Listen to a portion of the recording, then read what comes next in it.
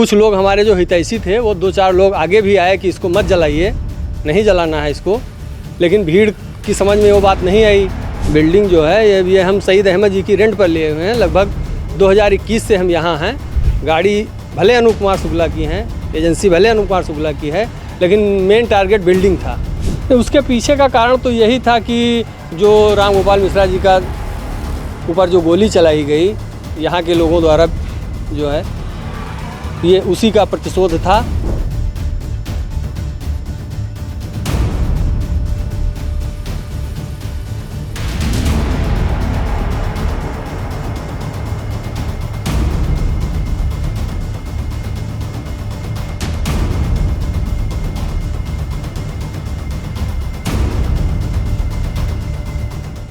महासी के महाराजगंज में हिंसा का जो सबसे बड़ा नुकसान हुआ है वो हीरो मोटरसाइकिल के शोरूम को जला दिया गया है। कई गाड़ियां जल गई हैं। आज उस शोरूम के मालिक हमारे साथ खड़े हुए हैं। मैं उनसे पूछते हैं कि कैसे ये नुकसान हुआ और आखिर उनका घर क्यों जलाया गया। उनकी शॉप, आपका ये कैसे हुआ, क्या हुआ? ये हम तो उस दिन थे नहीं, मेरा रूटीन चेकअप था। मैं था गुड़गांव मैदानता। वहाँ यहाँ से हमें सूचना मिली है कि लगभग वही 12 बजे के करीब कि काफ़ी भीड़ में लोग आ रहे हैं और एजेंसी को आग लगाने जा रहे हैं।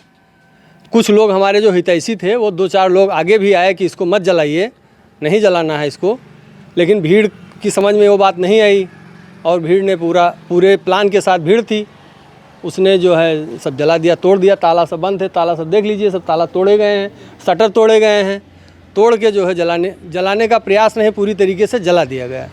अनुमानित 50 लाख प्लस है। अच्छा, एक बात ये बताइए, ये कौन लोग थे जिन्होंने जो है इस हिंसा की, किसके द्वारा ये आपका जो है शिकार हुए हैं? अब ये तो हमें मालूम नहीं है। भीड़ थी, हज़ारों की भीड़ थी, हम मौके पर थे नहीं। लोगों ने बताया कि काफ़ी भीड़ आ रही है और भीड़ के द्वारा एजेंसी जला दी गई। अब उसमें हम जो मौके पर होते तो कुछ लोगों को पहचानते, कुछ तो करते अपना जी बचाव में, लेकिन हम तो थे नहीं यहाँ, ऐसे पड़ा था पूरा। जी, छुट्टी का दिन था। जब ये दंगा भड़का तो ज़्यादातर विशेष समुदाय के लोगों की चलाई जा रही थी। आप बहुसंख्यक समुदाय से हैं, तो फिर आपका शोरूम क्यों टारगेट किया गया? ये शोरूम टारगेट हमारी वजह से नहीं हुआ। ये जो बिल्डिंग है, बिल्डिंग हम रेंट पर लिए हैं। बिल्डिंग जो है ये हम सईद अहमद जी की रेंट पर लिए हुए हैं। लगभग 2021 से हम यहाँ हैं। तो ये बिल्डिंग की वजह से जलाया गया कि बिल्डिंग सईद अहमद की है, गाड़ी भले अनूप कुमार शुक्ला की हैं, एजेंसी भले अनूप कुमार शुक्ला की है, लेकिन मेन टारगेट बिल्डिंग था और बिल्डिंग की वजह से भी गाड़ियाँ जल गई उसमें। ये मैं आपको दिखाना चाहूँगा, मैं अपने कैमरामैन से कहना चाहूँगा कि वो दिखाएं कि किस तरीके से अंदर गाड़ियाँ जली हुई पड़ी हुई हैं। ये देखिए, ये यहाँ पर जो है मोटरसाइकिलों के जो है अवशेष पड़े हुए हैं। इसके अलावा और भी तमाम मोटरसाइकिलें जो है जल गई थी। हम उनसे कहेंगे कि थोड़ा सा इधर गोडाउन की तरफ भी दिखाने की कोशिश करें। गोडाउन में भी बहुत ज़्यादा नुकसान हुआ है। 50 लाख के नुकसान के मतलब यानी कि 50-60 मोटरसाइकिलों से ज़्यादा मोटरसाइकिलें जो है वो जला दी गई हैं और भारी संख्या में नुकसान हुआ है। हम एक बार अनूप जी से एक चीज़ और पूछना चाहेंगे कि अनूप जी, क्या आपने इसकी FIR कराई? जब हम 3 दिन बाद 16 तारीख को गुड़गांव से वापस आए तो हम यहाँ एजेंसी पे आए, एजेंसी देखे। इसके बाद सीधे पुलिस चौकी अपने पड़ोस में है, महसी तहसील, वहाँ गए। वहाँ जो साहब बैठे थे उन्होंने कहा आप थाने जाइए। हम फिर थाने गए। थाने पे जो हमने अपनी एप्लीकेशन दी तो वहाँ पे जो साहब बैठे थे उन्होंने कहा इसकी ऑलरेडी FIR 15 तारीख को हो चुकी है।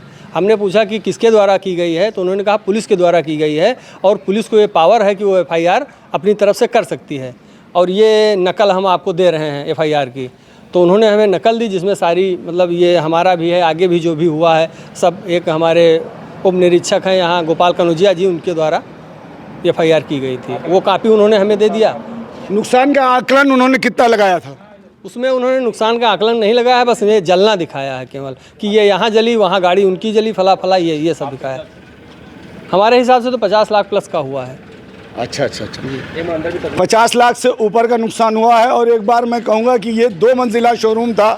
अभी हमने आपको नीचे की मंजिल दिखाई थी। हम अपने कैमरामैन से कहेंगे कि वो ऊपर जाएं। ऊपर देखिए आप काफ़ी गाड़ियां जो है वो जली हुई दिखाई दे रही हैं और पूरा शोरूम बुरी तरीके से टूटा हुआ है। जगह जगह पर ईंटें पड़े हुए हैं और ये आप देख लीजिए कि सारे पूरे वर्कशॉप वगैरह सब कुछ जो है बुरी तरीके से जल गया है। आज ये सिर्फ इतना खुला हुआ है, आज ये 3-4 दिन के बाद ये लोग आए हैं और इस जले का आंकलन कर रहे हैं कि जो है कितना नुकसान हुआ। अभी तक तो यहाँ के ऐसे हालात थे कि ये लोग भी यहाँ पर नहीं पहुँच पा रहे थे। आज अनूप जी खुद बताएंगे कि कब उनको पता चला और कब वो यहाँ आए।